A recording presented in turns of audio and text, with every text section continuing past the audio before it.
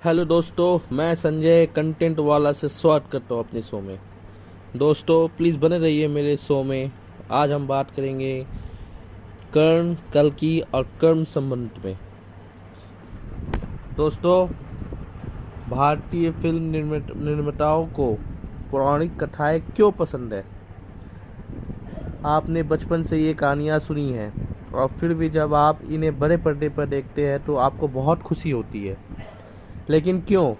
क्या है जो इन मिथकों और किंवदंतियों को इतना आकर्षक बनाता है, खास करके हमारे फिल्म निर्माताओं के लिए?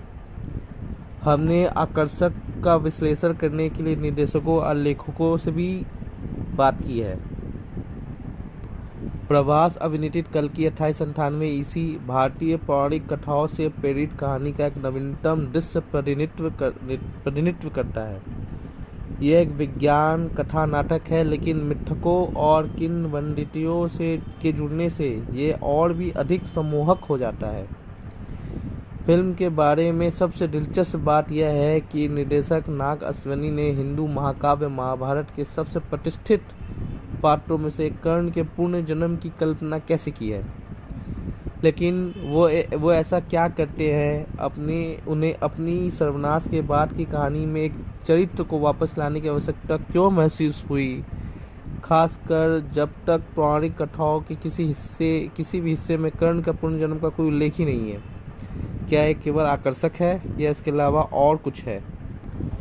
कुछ साल पहले निर्देशक MS राजमौली ने भारत और दुनिया को अपने करियर की सबसे बड़ी फिल्म बाहुबली 2 दी थी, जो महाभारत और रामायण दोनों पर आधारित थी। यहाँ तक कि उनकी ऑस्कर विजेता RRR भी महाकाव्य से प्रेरित होती है। भारत में हर साल भारतीय पौराणिक कथाओं के संदर्भ में जितनी फिल्म बनती है वह असाधारण है। चाहे ब्रह्मास्त्र, कांतारा, कार्तिकेय, हनुमान, आदि पुरुष, राजनीति, और ये सूची और भी बहुत लंबी है। क्या यह जानबूझकर किया गया प्रयास है कि आप हर बार फिल्म बनाते समय इन किंवदंतियों की ओर लौटे और उनसे कोई विचार निकालें, या यह कहना सुरक्षित है कि पौराणिक कथाएं अवचेतन रूप से हमारे दिलो दिमाग में इतनी गहराइयों से समा गई है कि वे हमारे रचनात्मक का एक अनिवार्य हिस्सा बन गई है? पोनियन सेल्वन और सचिन अ बिलियन ड्रीम्स जैसी फिल्म बनाने वाले लेखक और फिल्मकार शिवा आनंद का मानना है कि इन कहानियों की ओर हमारा आकर्षण बना हुआ है। ठीक है, हमारी सभी कहानियाँ पौराणिक कहानियों पर आधारित है। हमारी लगभग सभी कहानियाँ आप जो बोएंगे वही काटेंगे पर आधारित है, जो इन पौराणिक कहानियों का सार है। यह कहने में कोई भी ये गलत नहीं होगा कि ये सीधे महाभारत और रामायण से ली गई है, उन्होंने ये कहा। निर्देशक नाग अश्विनी की फिल्म कल्कि 2898 AD ने कामयाबी के सभी पड़ाव को पार कर लिया है।